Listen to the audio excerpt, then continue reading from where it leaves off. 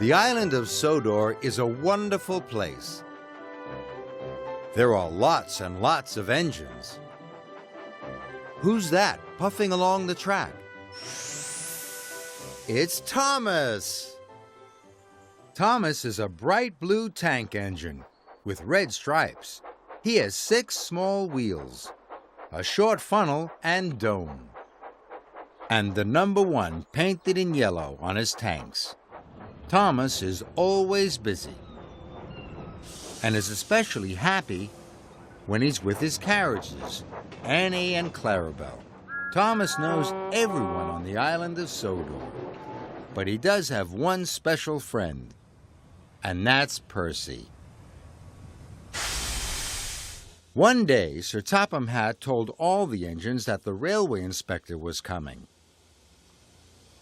He would give a special prize to the best turned-out engine. Gordon, James, and Emily were all sure a big engine would win the prize, but Thomas and his best friend Percy hoped they might win. The big engines laughed at them. Thomas and Percy had to work at the quarry. By the end of the day, Percy and Thomas were very, very dirty. Percy was sure they would never win first prize now. Thomas wanted to cheer his friend up, so they raced to the washdown. But when they arrived, Gordon, James, and Emily all looked like the smartest engines on the railway. Now Thomas was worried, but his friend Percy cheered him up. When Thomas and Percy arrived at the coaling plant, they were surprised. James biffed into a freight car. Now all the big engines, Sir Topham Hatt and the inspector were covered in coal dust. But not Thomas and Percy. They won first prize, and each had a ribbon. Thomas knew he couldn't have done it without his friend Percy. Sometimes you need to rely on your friends.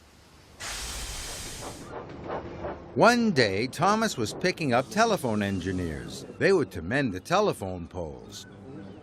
A great storm had blown them down. Then Thomas saw something wonderful. Edward told him about an old story. It said that there was something magical at the end of a rainbow. Thomas huffed and puffed all over the island. He was looking for the end of the rainbow. Thomas was so busy, he didn't have time to say hello to his friends.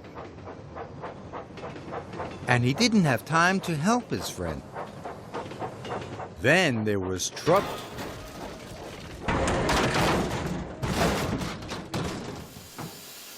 Thomas hadn't seen the telegraph pole. Thomas was stuck. He thought none of his friends would help him. But Thomas was wrong. All Thomas's friends passed on the news that he was in trouble. In no time, Harvey arrived to pull Annie and Clarabelle back onto the rails.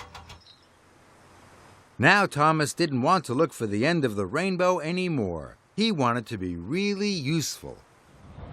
Later, Thomas puffed back to Tidmouth Sheds. There was the end of the rainbow, and there were all his friends. Thomas's friends are very important. They make Sir Topham Hatt's railway very special, and they make Thomas feel he is the luckiest steam engine ever.